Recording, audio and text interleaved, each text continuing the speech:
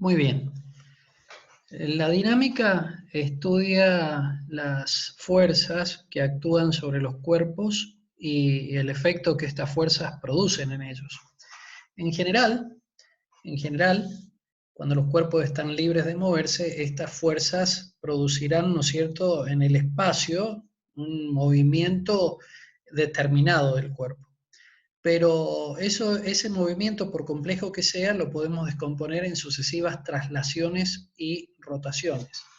Entonces, aquí en la figura nosotros vemos un cuerpo rígido sobre el cual actúa un sistema de fuerzas, en este caso son 4 fuerzas, y un signo igual que nos dice que nosotros podemos pensar en el cuerpo bajo la acción de una única fuerza que se denomina resultante, que produce sobre el cuerpo el mismo efecto que las fuerzas intervinientes desde el punto de vista de la traslación que le imprimen al cuerpo.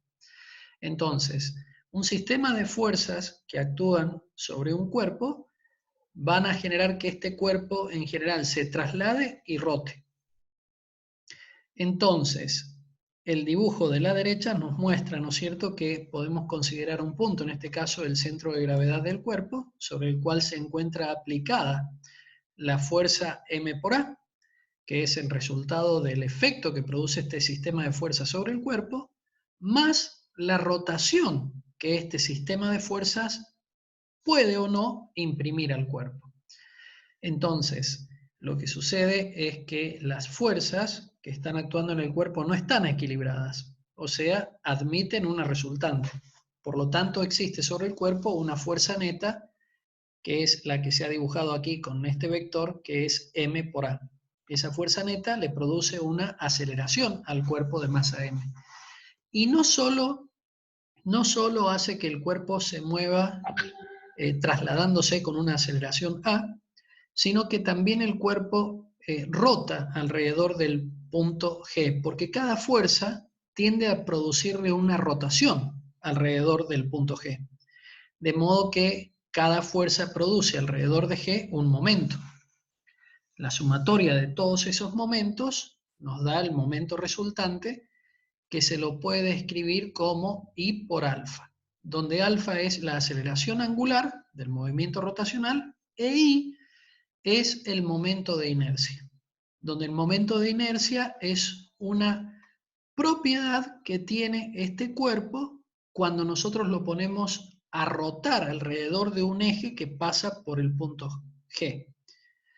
Esa propiedad dependerá del eje que estamos considerando de rotación del cuerpo, o sea, dónde está ubicado ese eje. Y escuchen esto, cómo se distribuye toda la masa que constituye el cuerpo alrededor de ese eje. Entonces, el I, el momento de inercia, es una propiedad que caracteriza la rotación de este cuerpo alrededor de este punto G. Ahora, físicamente, ¿qué representa? Representa la resistencia que ofrece este cuerpo a ponerlo en movimiento de rotación alrededor de un eje que pasa por el punto G. Pensemos por un momento que estas fuerzas, en lugar de ser espaciales, son fuerzas coplanares, fuerzas del plano. Entonces el eje de rotación pasaría por G y sería perpendicular a la pantalla. Bueno, el momento de inercia respecto de ese eje representa la resistencia que tiene este cuerpo rígido, plano, a girar alrededor de este eje perpendicular a la pantalla que pasa por G. Dicho esto, entonces, a modo de introducción, nosotros a los movimientos generales de un cuerpo en el espacio o en el plano, como en este caso que estamos analizando, lo podemos descomponer en traslaciones y rotaciones.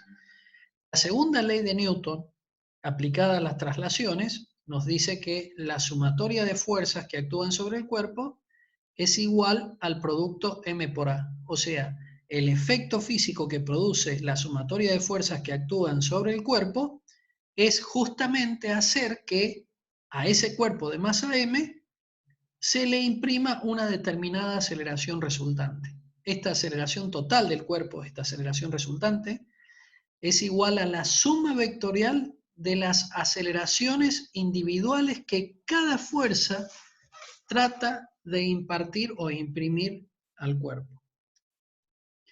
En el caso de la rotación, nosotros decimos, el efecto externo de las fuerzas es imprimir un giro alrededor de ese punto denominado G. Ese giro, cada fuerza tiende a imprimir un giro alrededor de ese punto G, porque cada fuerza en general tiende a producir un momento alrededor de ese punto. Puede haber algunas fuerzas, por ejemplo, como la F3, que si nosotros prolongamos su línea de acción, y parece ser que la F1 también, si prolongamos su línea de acción, ambas convergen en el punto G. Bueno, la fuerza 3 y la fuerza 1 no producen momento alrededor de G, pero no pasa lo mismo con la fuerza 2 y la fuerza 4, cuyas líneas de acción no pasan por G. Al no pasar por G, tienden a producir un movimiento de rotación del cuerpo alrededor de ese punto, cuando por ese punto pasa un eje perpendicular a la pantalla. Seguimos. Nosotros lo que vamos a hacer ahora es no considerar un cuerpo rígido, sino considerar una partícula puntual. Por lo tanto, presten atención en lo que voy a decir. Al considerar toda la masa concentrada en un punto, una partícula puntual de masa m, no tiene sentido hablar de rotación. No tiene sentido hablar de rotación. Entonces, sobre este punto de masa m, donde actúa la fuerza 1 y la fuerza 2, cada una de ellas tiende a imprimirle una aceleración independiente. Aceleración 1 vector y aceleración 2 vector. De modo que la suma vectorial de A sub 1 más A sub 2 nos da por resultado el vector aceleración, que estoy señalando con el cursor, que actúa obviamente sobre la partícula de masa m, que es un punto concentrado, toda la masa de esta partícula que nosotros estamos analizando. Entonces, si sobre esta partícula de masa m puntual actúan, como en este caso, dos fuerzas o más, esto es equivalente a pensar en una única fuerza que actúa sobre esa masa m, que es la resultante de la suma vectorial del vector F1 y F2. Por ejemplo, recordando algunos conceptos de estática. Si en este punto M dibujamos el vector F1 y a continuación el vector F2, uniendo el origen con el extremo final del vector F2, obtenemos el vector resultante, que es M por A. O sea que la masa puntual M está sometida a una fuerza neta o fuerza resultante que actúa sobre ella y que viene como consecuencia de las fuerzas individuales que están actuando sobre la partícula. En este caso son dos, pero podrían ser 100, 200, las que fueran. El caso general de movimiento de una partícula en R3 en el espacio lo podemos tratar de la siguiente forma. La expresión sumatoria de fuerzas igual a M por A es una ecuación vectorial donde la sumatoria de fuerzas, que es la resultante, es igual al producto de la masa por la aceleración resultante total, que actúa en este caso sobre la partícula que estamos analizando. Entonces, como nosotros sabemos que las fuerzas son espaciales, podemos escribir la sumatoria de las fuerzas, pero esas fuerzas escritas en términos, ¿no es cierto?, de sus componentes cartesianas, porque podemos referir esas fuerzas, que son vectores, a un sistema de coordenadas cartesianos x y z. Y como la aceleración también es un vector que depende de las fuerzas que actúan sobre la partícula, entonces también al vector aceleración lo podemos escribir en términos de sus componentes cartesianas o sus proyecciones a lo largo del eje X, Y y Z. Entonces, aquí lo que tenemos es la expresión sumatoria de fuerzas igual a masa por aceleración. Si consideramos cada término de esa sumatoria, nosotros podemos decir sumatoria de fuerzas en X igual a M por A sub X, y lo mismo podemos expresar para el eje Y y el eje Z. ¿Qué me indican estas ecuaciones? Estas ecuaciones me indican que yo puedo analizar el movimiento a lo largo del eje X combinado con el movimiento a lo largo del eje Y y del eje Z. O sea, descomponer el movimiento total de la partícula, el movimiento real de la partícula, lo puedo descomponer o analizar como si fuera el movimiento de partículas virtuales. O sea, como si fuera la sombra del movimiento de la partícula real sobre cada uno de los ejes coordenados X, Y y Z. Este artilugio es importante porque nos permite a nosotros simplificar los problemas. Por ejemplo, vamos a una simplificación. Supongamos que el movimiento que estamos analizando es plano. Esta partícula se puede mover en forma aleatoria, pero con la condición que lo haga sobre el plano de la figura o sobre el plano, ¿no es cierto?, de la pantalla de la computadora. Bueno, en ese caso, como no tiene posibilidad de salir del plano, la fuerza Fz y la aceleración en z vale cero, porque no consideramos ese eje. Por lo tanto, las ecuaciones cartesianas se reducen a sumatoria de fuerzas en x igual a m por a sub x y sumatoria de fuerzas en y igual a m por a sub y. O sea, esta ecuación, que es una ecuación vectorial, en R2 es equivalente a dos ecuaciones escalares, sumatoria de fuerzas en x y sumatoria de fuerzas en y, igual a masa por aceleración en x y aceleración en y. Ahora, un detalle importante. ¿Por qué esta ecuación vectorial es equivalente a estas dos ecuaciones escalares cuando trabajamos en R2? Porque ustedes saben que los vectores, cuando yo los considero como colineales, o sea, actuando en una línea de acción, en una recta, esos vectores basta con asignarles un signo positivo o negativo, porque la dirección está definida y es única, es el de la recta, entonces basta con asignar un signo negativo o positivo y queda establecido su sentido. Por lo tanto, a prestar atención, nosotros estamos hablando de vectores, fuerzas, por ejemplo, que actúan a lo largo del eje X. Repito, estamos hablando de vectores fuerzas que actúan a lo largo del eje X. Pero por ser la dirección única, la del eje X, y por poder asignar un sentido hacia un lado o hacia el otro con un signo positivo o negativo, esto hace que esos vectores que actúan a lo largo del eje X puedan ser tratados como si fueran números, como si fueran operaciones algebraicas. Pero digo, pueden ser tratados matemáticamente como, pero en realidad no son escalares, son vectores. Y por tanto, la ecuación vectorial que estoy señalando con el cursor es equivalente a tres ecuaciones escalares que son las proyecciones de los vectores sobre cada uno de los ejes, X, Y y Z. Si analizamos el caso sencillo, que son los que vamos a tratar nosotros en la materia, de movimientos de partículas en R2, entonces las ecuaciones escalares se reducen a estas dos. La tercera ecuación que coloqué es la misma que está al medio, solamente con una notación diferente. A sub x se denota como x dos puntos y significa la derivada segunda de x respecto al tiempo dos veces, no respecto al cuadrado del tiempo, como suelen decir en algunas oportunidades, y es un error. Significa la derivada segunda de x respecto al tiempo dos veces. O significa la tasa de cambio de x respecto al tiempo y volver a tomar ahora la tasa de cambio de la tasa de cambio de x respecto al tiempo una vez más con respecto al tiempo. Esto significa entonces m por x dos puntos. Masa por aceleración, siendo la aceleración la derivada segunda de la posición considerada respecto al tiempo dos veces. Muy bien. Ahora voy a cambiar de PDF, donde voy a dar las indicaciones de los ejercicios que van a abordar del libro que les acabo de pasar. Tengo aquí anotado la página que teníamos que visitar, la página 700, problema 12.1. Página 700, problema 12.1. Aquí lo tenemos. Tenemos un cuerpo de 200 libras sobre el cual actúa una fuerza P a 30 grados de la horizontal. La primera consideración.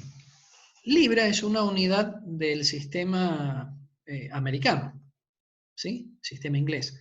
Es una unidad de fuerza. Es el peso expresado en libras. Nosotros, cuando usamos un sistema internacional, hacemos referencia al peso expresado en Newton.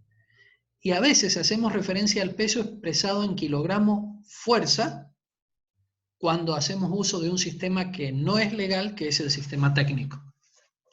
Entonces, 200 libras es el peso de este cuerpo, que tendrá una determinada masa.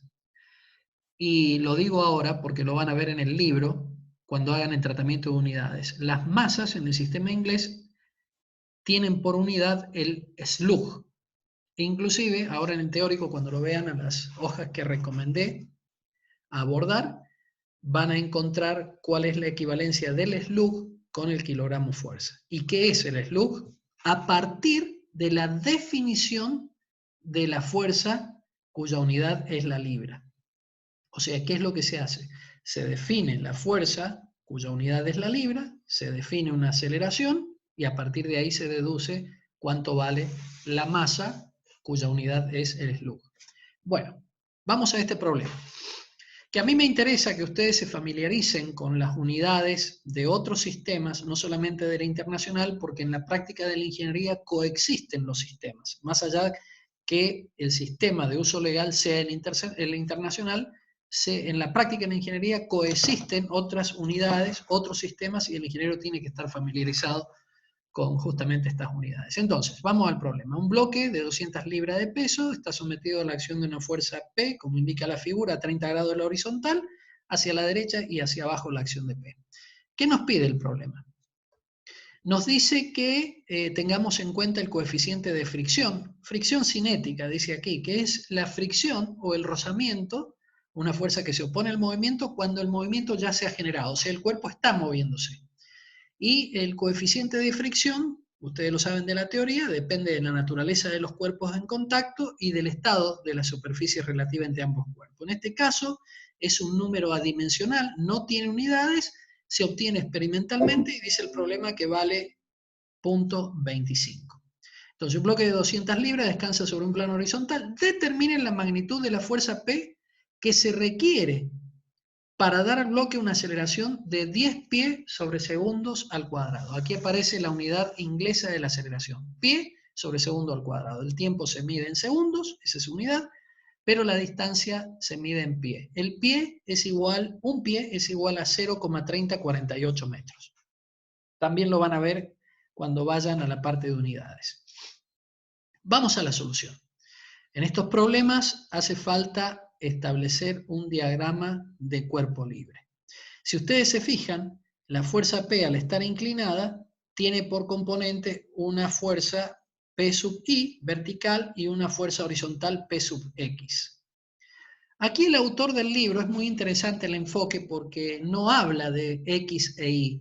Fíjense, cuando pone sumatoria de fuerzas en X, solo coloca una flecha, un vector representativo que nos indica hacia qué lado y en qué dirección el autor o el que está analizando el problema considera como positivos los vectores. Aquí me dice que el eje X lo considera horizontal y positivo a la derecha, y el eje Y lo considera vertical y positivo hacia arriba. Quiere decir que este autor está considerando un sistema de coordenadas derecho. Repito, estos símbolos indican cuál es el sentido positivo para los vectores. Veamos un poquito. Vamos a la sumatoria de fuerzas en X igual a M por A. Y la sumatoria de fuerzas en Y igual a 0. ¿Por qué en un caso es igual a M por A y en el otro es 0? Porque este bloque tiene la posibilidad solamente de moverse en dirección del eje X, es decir, horizontal. No tiene posibilidad de moverse a lo largo del eje Y porque el movimiento despegándose del piso, digamos, no está admitido y lógicamente hacia adentro del piso tampoco porque son cuerpos rígidos. Es una simplificación que hacemos. Cuando decimos cuerpos rígidos significa que no se deforman. Entonces está prohibido el movimiento a lo largo del eje de las Y en las condiciones planteadas. Por eso igual a 0. Hay equilibrio a lo largo del eje Y. Pero cuando ponemos igual a M por A en el caso de la sumatoria de fuerzas en X, estamos diciendo este cuerpo probablemente puede moverse a lo largo del eje X horizontal. Veamos si es así. porque de hecho el problema nos plantea que cuánto debe valer el módulo de la fuerza para que justamente el movimiento se dé, y no de cualquier forma, se dé con una aceleración de 10 pies sobre segundo cuadrado. Quiere decir que el movimiento está admitido, y no solo está admitido, sino que está condicionado para que tenga esta aceleración. Por lo tanto, sumatoria de fuerzas en X tiene que ser igual a m por a. O sea, esta masa tiene que estar acelerada con este módulo de aceleración. Veamos un poquito. La fuerza P por coseno de 30 es positiva, porque si a la fuerza P la proyectamos en dirección horizontal, a la derecha es positiva por esta convención.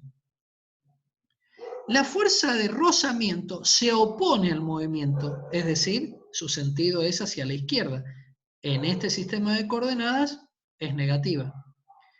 Y vale, o se calcula como mu, coeficiente de fricción, multiplicado por n, que ya vamos a ver de dónde sale. Veamos ahora la sumatoria de fuerzas en I. Tenemos por un lado W que apunta hacia abajo, su sentido es hacia el centro de la Tierra y por lo tanto, de acuerdo a este sistema de coordenadas, negativa. Entonces, W tiene que ser negativa, aquí la tenemos, 200 libras que es el peso del cuerpo, negativo. Ahora, la fuerza peso I también apunta hacia abajo, en el mismo sentido que W, por eso P por seno de 30, trigonométricamente este cateto es P seno del ángulo, también es negativo. Pero N es positiva, porque este cuerpo está ejerciendo una acción sobre el piso. Por lo tanto, el piso reacciona, tercera ley de la mecánica, con una fuerza igual y contraria que denominamos N. Noten un detalle, por favor. Esto se llama diagrama de cuerpo libre. Diagrama porque es un dibujo, en donde en el cuerpo nosotros representamos todas las acciones que actúan sobre él. Y la palabra libre significa que hemos borrado, hemos sacado el piso sobre el cual se apoya el cuerpo. Pero al sacar el piso sobre el cual se apoya el cuerpo, hemos colocado la acción del piso sobre el cuerpo. N sería la representante del piso que hemos eliminado al dibujar el diagrama de cuerpo libre. O sea, N representa la acción del piso sobre el cuerpo. Por lo tanto, este dibujo se denomina diagrama de cuerpo aislado o diagrama de cuerpo libre. Y este cuerpo sometido a la acción de este sistema de fuerzas, en general, va a ser acelerado. Si bien acá al cuerpo nosotros le damos un cierto volumen, por decirlo de alguna manera, lo consideramos a su masa como concentrada en un punto. Por eso no hablamos de rotación. Y solamente consideramos la traslación, que era lo que expliqué hace un momento. Entonces, el sistema de fuerzas que actúa sobre el cuerpo imprime al cuerpo una determinada aceleración hacia la derecha, cuyo módulo es 10 pies sobre segundo al cuadrado. Esta aceleración actúa sobre el cuerpo cuya masa es la indicada. Bien, ustedes van a tener aquí el desarrollo, ¿no es cierto?, algebraico para poder calcular lo que se nos está pidiendo. Fíjense que automáticamente de estas expresiones podemos calcular n. P no lo conocemos porque es el objetivo del problema, pero una vez despejada n de la segunda ecuación, podemos sustituir a n en la primera ecuación, realizar los reemplazos, ¿no es cierto?, por el método de sustitución, y mediante pasos algebraicos sencillos, despejar cuánto vale la fuerza P, que en este caso son 151 libras. Esta fuerza P, cuyo módulo es 151 libras, y la fuerza P la tenemos dibujada aquí en el cuerpo a 30 grados de la horizontal, produce sobre dicho cuerpo una aceleración de 10 pies sobre segundo al cuadrado. Bien, vamos al problema 12.2, antes de terminar la clase de hoy. El problema 12.2 nos dice que tenemos un bloque de 80 kilogramos, descansa sobre un plano horizontal, determinen la magnitud de la fuerza P, o sea, el problema sigue siendo parecido al anterior, el coeficiente de fricción es el mismo, pero determine ahora la aceleración necesaria para obtener 2,5 metros sobre segundos cuadrados de aceleración. Este problema dejo para que lo aborden ustedes porque es idéntico al anterior, solamente que el problema está resuelto ahora dentro del sistema internacional, todas unidades del sistema internacional. Una acotación. Aquí se ha indicado la masa del cuerpo, 80 kilogramos masa. Por lo tanto, habrá que determinar el peso. El peso es igual a M por G, 80 kilogramos por 981, casi 800 newton de peso. Cuidado con este detalle. En el problema anterior, veamos cómo hizo el tratamiento el autor. Vean la diferencia, por favor. 200 libras no es la masa, es el peso. Por eso el autor dividió 200 libras, que es el peso, entre la aceleración de la gravedad, que en el sistema inglés son 32,2 pies sobre segundo al cuadrado, y obtuvo 6,21 libras segundo cuadrado sobre pie, que son 6,21 slug, que es la unidad de masa en el sistema inglés. Bueno, me quedan 9 minutos.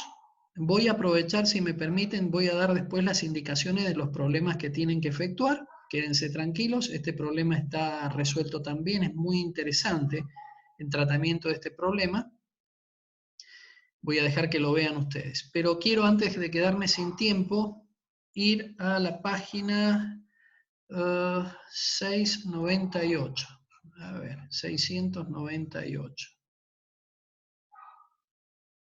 698, acá está. Recién yo les hablaba de movimiento de traslación puro, pero miren, ¿qué sucede cuando yo tengo una partícula de masa m que no está en un movimiento de traslación rectilíneo, sino que está moviéndose en una trayectoria curvilínea? No necesariamente tiene que ser una circunferencia, una trayectoria curvilínea cualquiera, un arco de circunferencia, una porción de parábola, una porción de elipse, lo que ustedes quieran. Pero lo importante es que ya no es rectilíneo el movimiento, sino que es una trayectoria curvilínea. Bueno, lo que tenemos que saber acá es lo siguiente, presten atención. En este tipo de movimiento, el sistema de coordenadas que conviene siempre adoptar es el siguiente. Digo conviene siempre, lo cual no quiere decir que haya un caso particular que tengamos que optar por otros sistemas, pero en general adopten este sistema. Un eje tangente a la curva en ese punto, que el autor le ha llamado T a ese eje. Si bien aquí no está la flecha, este eje define el sentido positivo para los vectores que tengan este sentido. Por ejemplo, la sumatoria de fuerzas en T aquí son todas positivas. Y en este punto, que sería el origen del sistema de coordenadas, un eje que vamos a denominar N, normal. Ya no se llaman más X e Y, se llama eje tangencial por ser tangente y N por ser normal o perpendicular al eje T. ¿Y qué se hace? El sistema de fuerzas que actúe sobre la partícula lo reducimos a una fuerza única, una fuerza neta que sería el resultante. Paso 2, esa fuerza resultante la descomponemos o la proyectamos sobre el eje T y sobre el eje N y obtenemos, digamos así, RT, la resultante a lo largo del eje T, tangente, y RN, la resultante de R a lo largo del eje N. O sea, Rn es la sumatoria de fuerzas a lo largo del eje N. Y RT es la resultante de fuerzas que actúan a lo largo del eje T. O sea, lo mismo que hacíamos recién, sumatoria de fuerzas en X y en Y, lo hacemos ahora a lo largo de T y de N. Ahora bien, como en este dibujo nosotros admitimos una resultante RT y una resultante RN, entonces esa resultante la podemos escribir como M por A sub N y M por A sub T, porque esa resultante que tiene componentes a lo largo de T y de N imprimirá a la partícula de masa M una aceleración a lo largo de T y una aceleración a lo largo de N. Si yo sumo el vector aceleración A sub T y A sub N, vectorialmente me refiero por el método, por ejemplo, el paralelogramo, obtendremos como resultante un vector que se denomina A, aceleración total de la partícula. A sub t es la aceleración tangencial porque actúa tangente a la trayectoria, siendo la trayectoria esta línea curva. Y A sub n se denomina aceleración normal o centrípeta porque apunta al centro instantáneo de rotación. Y la suma de la aceleración normal o centrípeta más la aceleración tangencial nos da un vector que se denomina aceleración a secas o aceleración total, le pueden llamar, usando la letra T mayúscula para no confundir con A sub T minúscula, que es la aceleración tangencial. Bien, nos quedan unos minutitos, los voy a aprovechar para lo siguiente. Fíjense, estas dos expresiones son expresiones escalares que devienen o provienen de una ecuación vectorial, que es la expresión de la segunda ley de Newton, sumatoria de fuerzas igual a masa por aceleración. ¿Qué hemos hecho aquí? Hemos descompuesto a las fuerzas a lo largo del eje T y del eje N, como dije recién, hemos considerado sus componentes a lo largo de estos dos ejes, o sus proyecciones a lo largo de estos dos ejes, y por lo tanto hemos transformado a la ecuación vectorial en dos ecuaciones escalares a lo largo de estos dos ejes particulares. O sea, estoy hablando exactamente de lo mismo que hemos venido tratando anteriormente, pero con la particularidad que cuando tengo un movimiento curvilíneo debo recordar que punto a punto tengo que estar definiendo un sistema de coordenadas como lo acabo de expresar hace unos momentos. Ahora bien, una acotación más. La aceleración tangencial la puedo escribir como la variación del módulo del vector velocidad, que es tangente en todo punto a la trayectoria. Decía, la variación del módulo del vector velocidad en el tiempo. O sea, la aceleración tangencial es la siguiente. ¿Cómo cambia el módulo del vector velocidad tangencial a medida que transcurre el tiempo? La aceleración normal, para ir finalizando porque me quedan escasos 3 minutos, la aceleración normal o aceleración centrípeta es un poquito más complicada la expresión, digamos, matemática de esa aceleración, por cómo se la ve, pero muy sencilla de obtener. Esta letra ρ es el radio de esta trayectoria. Supongamos que fuera una circunferencia, el radio de la circunferencia. Y v cuadrado, v es el módulo del vector velocidad tangencial que está elevado al cuadrado. Ahora, v cuadrado sobre r, en este caso el autor utiliza ρ para el radio, v cuadrado sobre r es la expresión matemática que me permite calcular la aceleración normal o centrípeta. Finalmente, la aceleración tangencial produce un cambio en el módulo del vector velocidad tangencial. Pero noten ustedes claramente que si yo cambio la partícula de esta posición a una más adelantada, el vector velocidad tangencial ha cambiado su dirección. ¿Quién fue el agente del cambio de dirección? La aceleración normal. Entonces, la aceleración normal actúa sobre la dirección del vector velocidad y la aceleración tangencial actúa sobre el módulo del vector velocidad. Muy bien. Hasta acá voy a tratar la dinámica de la partícula puntual de masa m en movimiento de traslación y en movimiento, digamos, de traslación curvilínea. Vamos a cortar la clase aquí, porque ya nos queda 1 minuto de transmisión nada más.